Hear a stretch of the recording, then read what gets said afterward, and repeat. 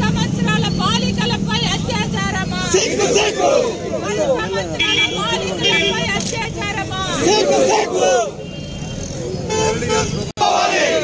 మహిళల రక్షణ కల్పించిన ప్రభుత్వం వెంటనే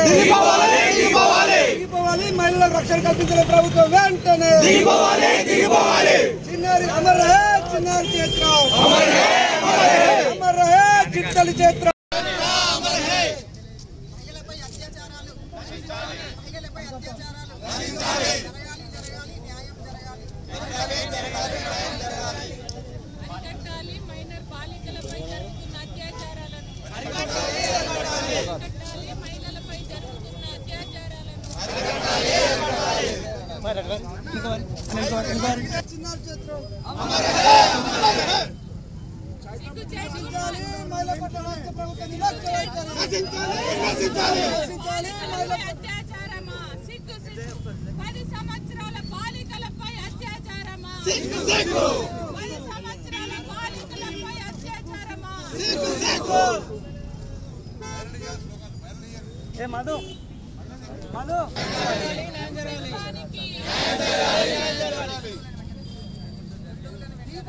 మహిళలకు రక్షణ కల్పించే ప్రభుత్వం వెంటనే మహిళలకు రక్షణ కల్పించే ప్రభుత్వం వెంటనే మహిళలకు రక్షణ కల్పించే ప్రభుత్వం వెంటనే చిన్నారి అమర్ రహే చిన్నారి చేత్ర అమర్ రహే చిట్టలి చేత్ర అమర్ రహే చిన్నారి చేత్ర కల్పించాలి మహిళలకు రక్షణ వెంటనే కల్పించాలి మహిళల రక్షణ వెంటనే మహిళల పట్ల ప్రభుత్వం వైఖరి మహిళల పట్ల టీఆర్ఎస్ ప్రభుత్వ నిర్లక్ష్య వైఖరి మహిళల పట్ల టీఆర్ఎస్ ప్రభుత్వ నిర్లక్ష్య వైఖరి చంద్ర కుటుంబానికి వెంటనే చంద్ర కుటుంబానికి వెంటనే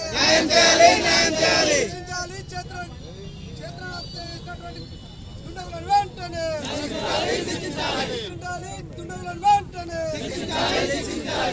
అమర్ రహే చిట్టలి చేత్ర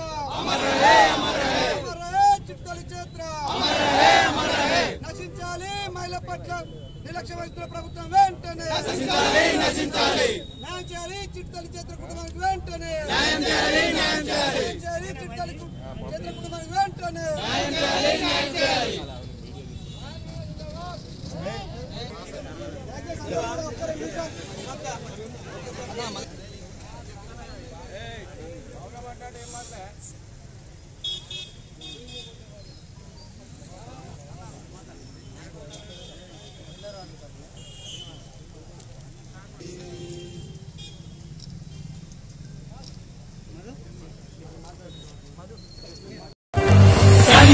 ఎరుగని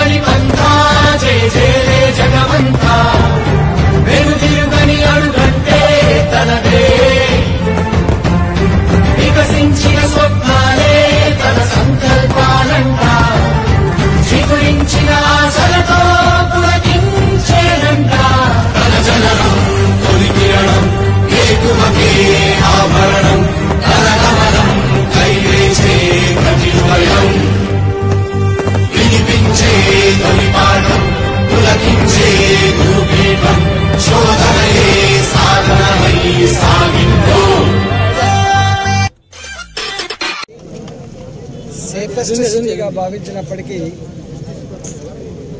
ప్రపంచంలోనే ఎక్కడ లేని పద్ధతులలో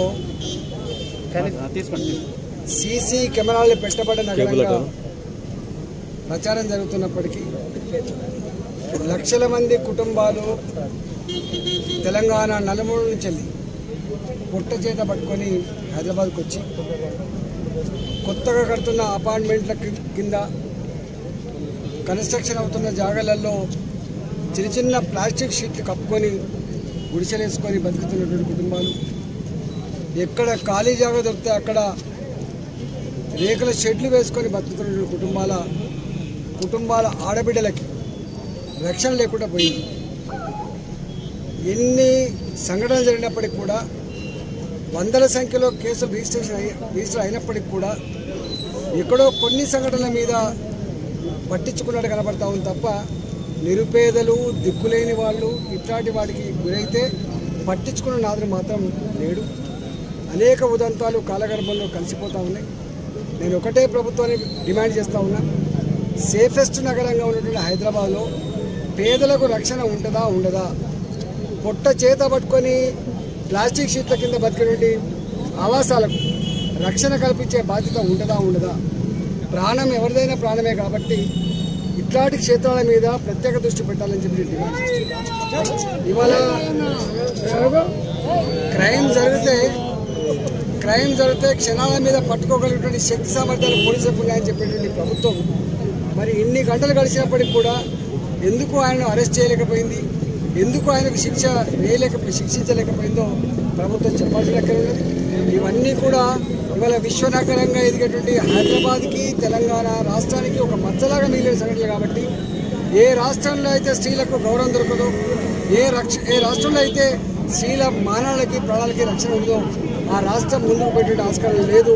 స్త్రీలను గౌరవించని రాష్ట్రం, స్త్రీలను కాపాడిన రాష్ట్రం అదొక రాష్ట్రం కాదు. కాబట్టి ఇప్పటికైనా కేసీఆర్ గారు తన ఫామ్ హౌజులు, తన ప్రగతి భవన్లో సమీక్షలు పెట్టడం కాకుండా బయట ఏం జరుగుతుందో ఈ ప్రభుత్వ యంత్రాంగం దృష్టి పెట్టాల్సి ఉన్నది. రాజకీయాల మీద దృష్టి పెట్టడం తప్ప ఎక్కడ ఎన్నికలు వస్తాయి, ఎక్కడ అక్రమాలు చేయాలి, వాటి మీద ఉన్న శ్రద్ధ ఇవాళ ప్రజలను కాపాడే విషయంలో కానీ, పేదలను కాపాడే విషయంలో కానీ, మహిళలు కాపాడే విషయంలో కానీ లేదనేది అర్థమవుతా ఉంది. కాబట్టి తక్షణమే జరిగినటువంటి సంఘటన మీద పూర్తి చర్య చేపట్టాలని, తక్షణమే పనిష్మెంట్ చేయాలని చెప్పి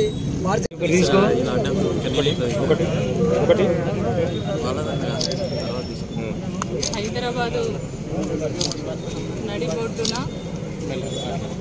సైదాబాదు సింగరేణి కాలనీలో నల్గొండ జిల్లాకు చెందినటువంటి ఒక ఎస్టీ కుటుంబానికి చెందినటువంటి ఫ్యామిలీ హైదరాబాదులో బతుకు తెరువు కోసం వచ్చి అక్కడ చిన్న రేకుల సెట్ వేసుకొని వాళ్ళ జీవనాన్ని కొనసాగిస్తున్నటువంటి సందర్భంలో ఆ కుటుంబంలో ఉన్నటువంటి ఒక చిన్న అభంశుభము తెలియనటువంటి లోకం తెలియనటువంటి ఆ అమ్మాయి పసిబిడ్డ అయినటువంటి 10 సంవత్సరాల అమ్మాయిని